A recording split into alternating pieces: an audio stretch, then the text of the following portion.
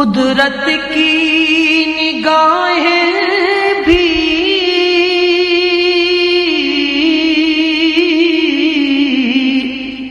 جس چہرے کو تکتی تھیں اس چہرہ انور کا دیدار کرا جانا۔ السلام علیکم ورحمۃ اللہ وبرکاتہ۔ الحمد للہ رب العالمین والصلاة والسلام على سید الانبیاء والمرسلین، اما بعد فاعوذ باللہ من الشیطان الرجیم، بسم اللہ الرحمن الرحیم۔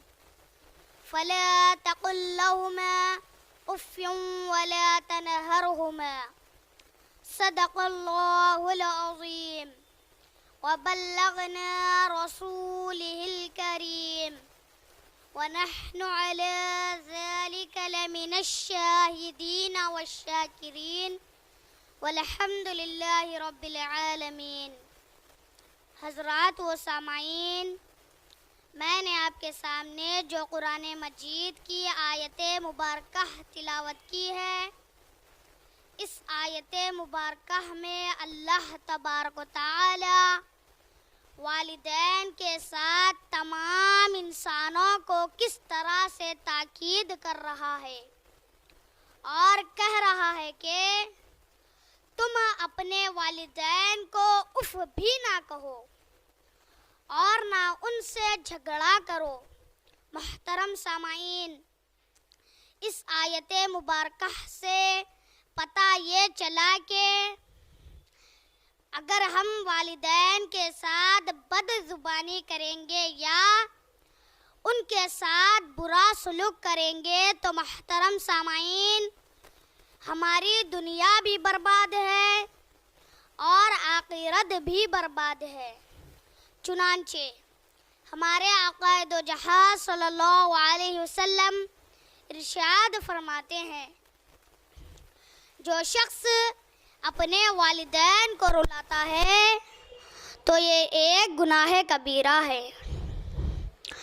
اور آگے ارشاد فرماتے ہیں، جو کوئی شخص اپنے والدین کے حق میں دعا کرنا چھوڑ دیتا ہے تو اللہ تبارک و تعالی اس کے رزق کو روک دیتا ہے۔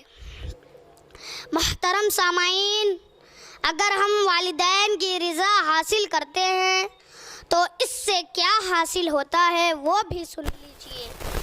چنانچہ حکایات میں آتا ہے، ایک مرتبہ حضرت موسیٰ علیہ السلام ملک شام کے سفر کے ارادے سے جا رہے تھے تو دوران سفر آپ چلتے چلتے تھک گئے۔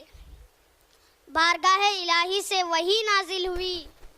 اللہ نے کہا، اے موسیٰ، تم بہت تھک چکے ہو، تم اس پہاڑ کے پیچھے چلے جاؤ، وہاں کچھ لوگ موجود ہیں، اس میں میرا ایک خاص بندہ ہے، اس کے پاس جاؤ، سفر کے لیے سواری طلب کرو۔ چنانچہ جب آپ وہاں چلے گئے تو آپ نے دیکھا وہ شخص نماز پڑھ رہا ہے۔ جب وہ نماز سے فارغ ہوا تو آپ نے اس سے کہا، اے اللہ کے بندے، مجھے سواری چاہیے۔ تو اس نے آسمان کی طرف نگاہ اٹھائی اور بادل کے ایک ٹکڑے کو حکم دیا اور کہا کہ نیچے آ جا۔ جب وہ بادل کا ٹکڑا نیچے آیا تو اس نے اس بادل کے ٹکڑے کو حکم دیا اور کہا کہ اے بادل، اس انسان کو یہ جہاں جانا چاہتا ہے وہاں لے جا۔ چنانچہ موسیٰ علیہ السلام اس بادل کے ٹکڑے پر سوار ہو کر چل دیے اور آپ یہ منظر دیکھ کر حیران ہوئے اور بارگاہ الہی میں عرض کیا کہ اے میرے مولا، یہ کیا معاملہ ہے؟